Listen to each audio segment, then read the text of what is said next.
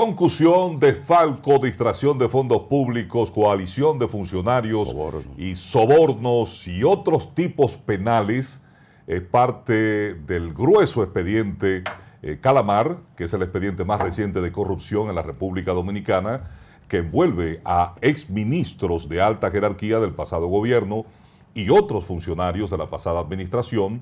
Y en esta cátedra jurídica, con el doctor Marino Alcevif, estamos haciendo un análisis de esos diversos tipos penales y parte de lo que existe en la jurisprudencia, tanto en la República Dominicana como a nivel internacional al respecto. Doctor.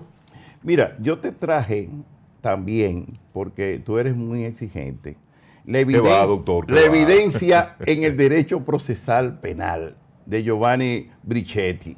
Es un libro que me sirvió a mí de base para el ejercicio de, sobre todo, el recurso habeas corpus, que fue mi tesis, por cierto, pero además... Ya no tenemos recursos de habeas corpus. No, el nuevo código se lo llevó de encuentro. Ya te expliqué una vez claro. Esa parte. Pero, oye este asunto.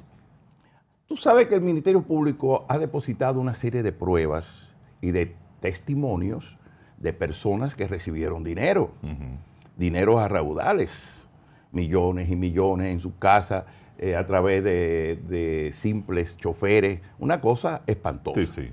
Entonces, a mí se me ocurrió procurar este libro y decirte, y poder poner esto en boca de los que nos escuchan. Hay un principio que se llama el principio manifiesta non again probato. ¿Qué significa? Que se suele afirmar que lo que es evidente no exige demostración.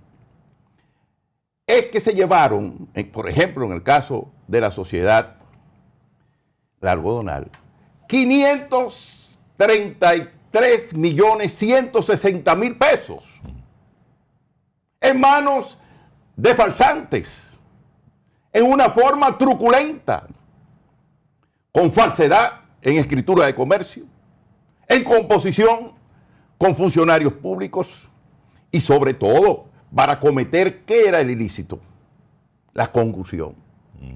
Porque en el fondo, como se está saliendo ya en el contexto, el objetivo era usar los recursos del Estado impropiamente por parte de un funcionario público o dos o tres coaligados, con el objetivo de enriquecerse ilícitamente fuera de lo que él ganaba como funcionario público.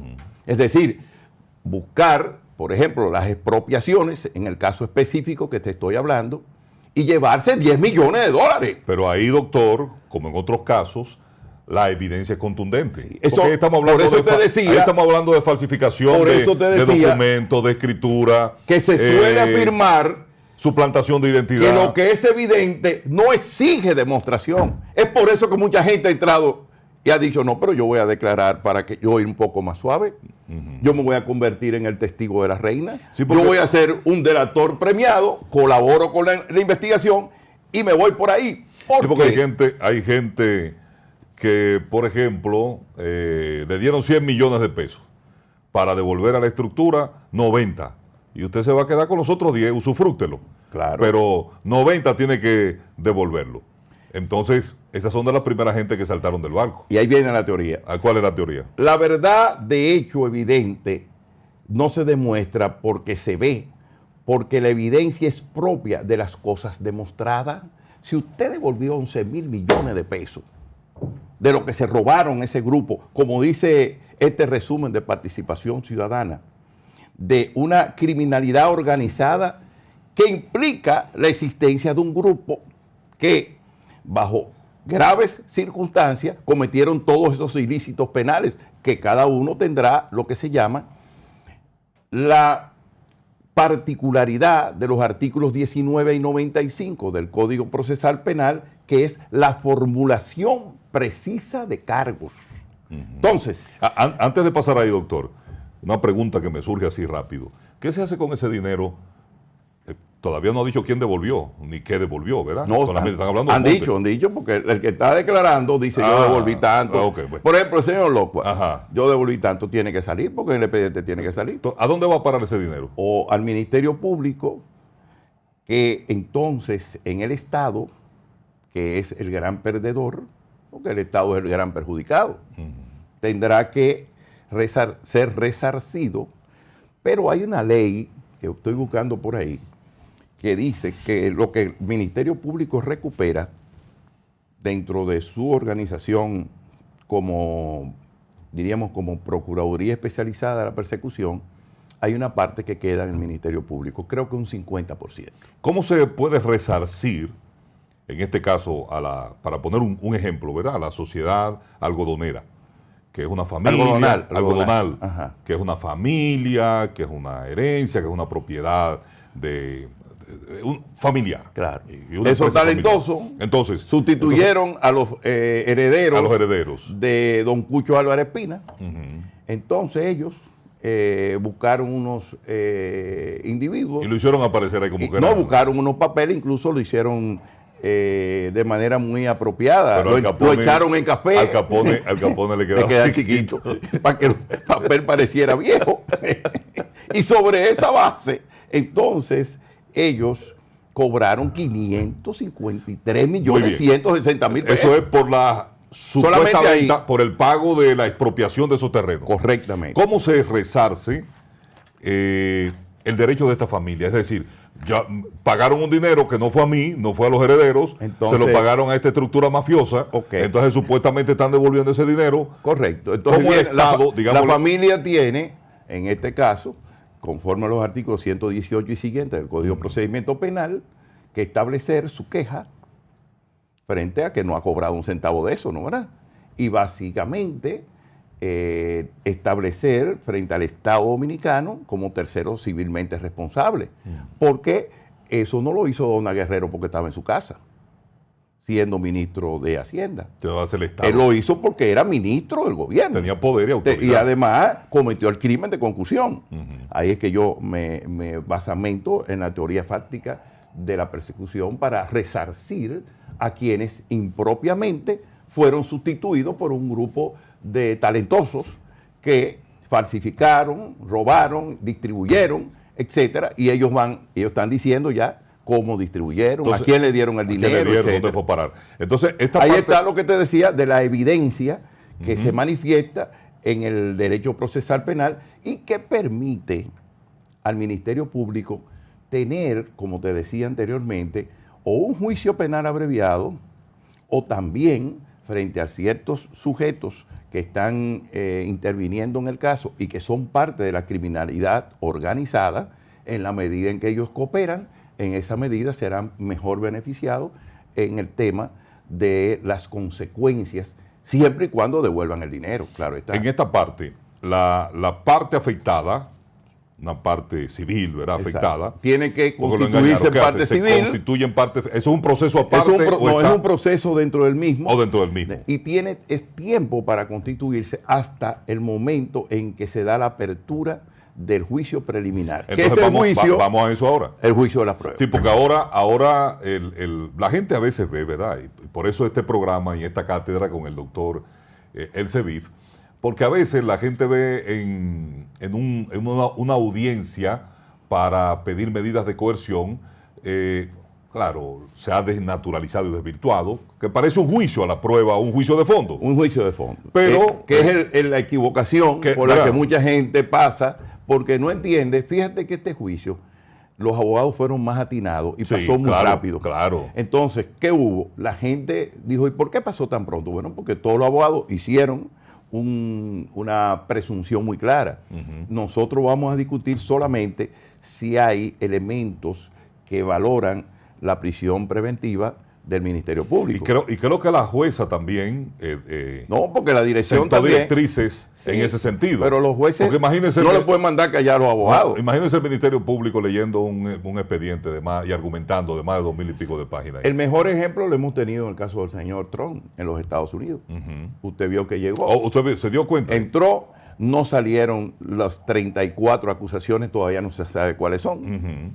Simple y llanamente ha salido un tema sobre una meretriz, que es un pago indebido. Que ya eso ha sido de dominio público en los medios de lo único que se ha hablado. Pero, evidentemente, ahí no aparece quién fue que le dijo al fiscal que ese pago fue ilegal. No aparece el nombre de la persona que colaboró con el Ministerio Público. ¿Cómo le pagaron? Para llegar a esa afirmación. ¿Cómo le pagaron? No aparece el testigo del Ministerio Público o el delator premiado, que fue donde el fiscal de Nueva York y durante un tiempo comprobó que ese pago había sido ilegítimo. Eso no está publicado en ninguna parte de New York Times ni el Washington Post. Y el elemento importante, doctor, el elemento importante, la prueba. Exacto. De la comisión del hecho. Esa prueba ha sido preservada. Yo puedo decir que usted me dio 100 millones de pesos, sí, pero, y es mi palabra contra la suya. Claro, pero en el caso, por ejemplo, de Calamar, no es la palabra mía contra la suya.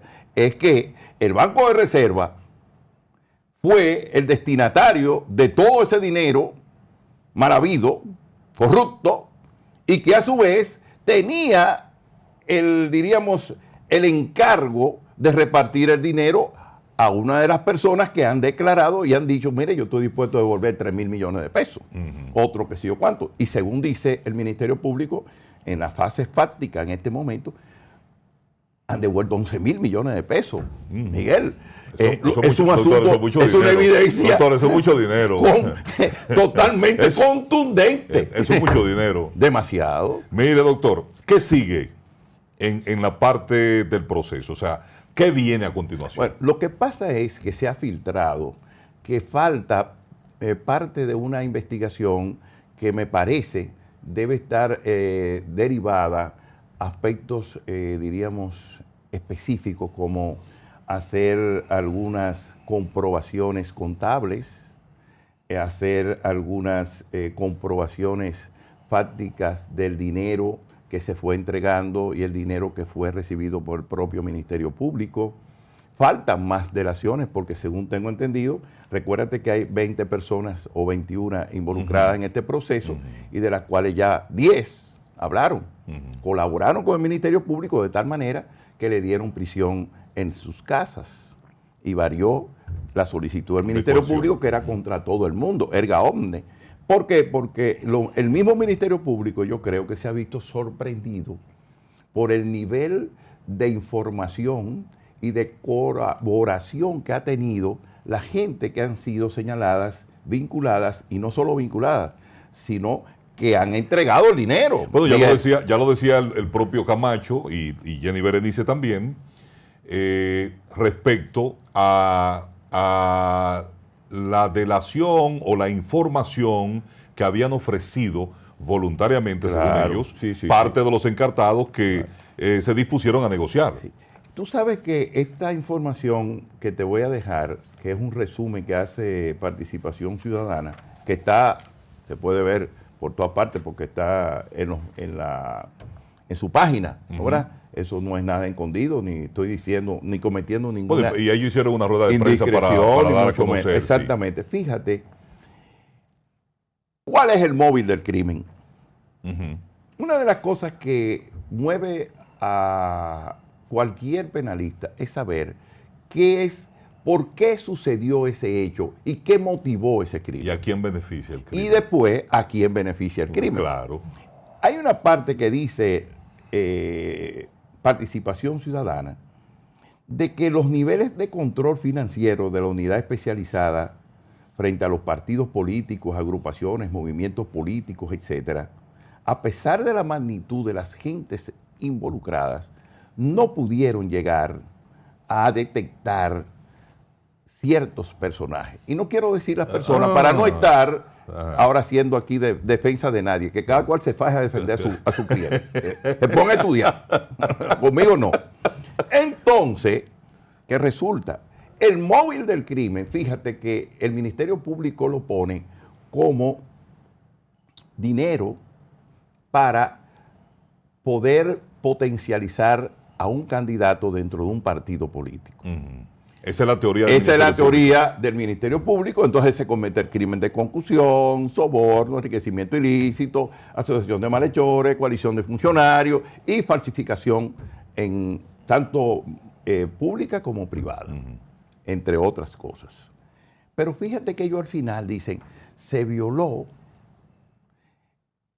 la ley electoral porque ese dinero tenía un destino que era el móvil del crimen, potencializar a un candidato dentro del partido. Pero si la propia Junta ha dicho que no tiene garras ni mecanismos para poder auditar ni saber cómo los fondos que reciben y mueven los partidos, entonces eso podría ser la derivación del litigio en el fondo antes de que se conozcan las pruebas. Ya. Pero primero las pruebas y después el fondo. Después el fondo. Entonces la prueba es, vamos a ver si las pruebas que el Ministerio Público fueron adquiridas legalmente, si fueron autorizadas por el Ministerio Público y si además las mismas son evidencias de las cosas que el Ministerio Público ha obtenido bajo declaraciones voluntarias de colaboración por parte de 10 de los inculpados en el proceso. Doctor, gracias, se nos terminó el tiempo. Usted me va a dejar eso, ¿verdad? Usted No, siempre me trae no. un regalito, me trae un asunto. Ya yo le traje eso. Sí, hoy me eso es suyo. Sí, y hoy Napoleón va después de mí entonces, porque como no vino al programa esta semana, me toca primero a mí darme banquete. Doctor, muchas gracias. Encantado. A ustedes también gracias por habernos acompañado aquí en Primer Plano. Nos vemos la próxima semana.